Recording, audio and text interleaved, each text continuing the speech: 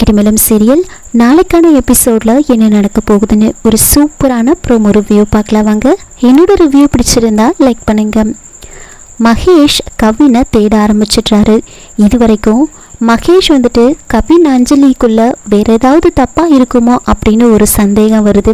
அவருக்கு எல்லா விஷயமும் தெரிய வருது. அந்த வாத்துன்ற பேர் கவினோட பெட் நேம் என்ற விஷயமும், அதே மாதிரி அஞ்சலி கவினுக்கு அனுப்பின எல்லா மெசேஜையும் பார்த்துடுறாரு. அதில் அஞ்சலி கவினுக்கு நீ சொன்னதுனால தான் இந்த கல்யாணத்துக்கே நான் ஒத்துக்கிட்டேன், இல்லைன்னா இந்த கல்யாணத்தை நான் பண்ணியிருக்க மாட்டேன் அப்படின்னு ஒரு வாய்ஸ் மெசேஜ் அனுப்பியிருப்பாங்க.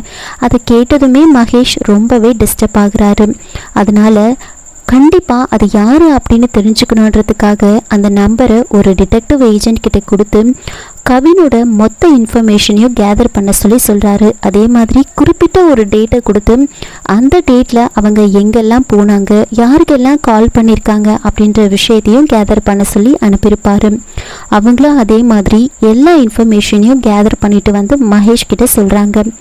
அது மட்டும் இல்லாமல் கவினோட லைவ் லொக்கேஷனையும் ஷேர் பண்ணுறாங்க. கவினை பற்றின மொத்த இன்ஃபர்மேஷனையும் சொல்கிறாங்க. கடைசியாக நீங்கள் கொடுத்த நம்பருக்கும் அந்த நம்பருக்கும் ஒரு கால் போயிருக்கு. உங்களோட நிச்சயதார்த்த டேட்டுக்கு முன்னாடி தான் கடைசியாக அந்த நம்பருக்கு கால் போயிருக்கு. அதுக்கப்புறம் எந்த காலும் போகலை. இந்த சிம் வேறு ஒருத்தர் பேரில் இருக்குது. எந்த எக்ஸாமுக்கும் அந்த பையன் அதுக்கப்புறம் வரலை அப்படின்ற மொத்த இன்ஃபர்மேஷனையும் சொல்லிடுறாங்க. கடைசியாக லைவ் லொக்கேஷனை ஷேர் பண்ணிட்டு போகிறாங்க.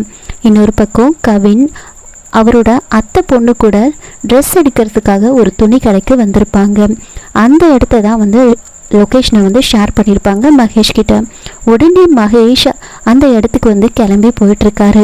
இதோட இந்த ப்ரோமோ முடிச்சிருக்காங்க. என்னோட ரிவ்யூ பிடிச்சிருந்தா லைக் பண்ணுங்கள், மறக்காமல் சப்ஸ்கிரைப் பண்ணுங்கள். தேங்க்யூ.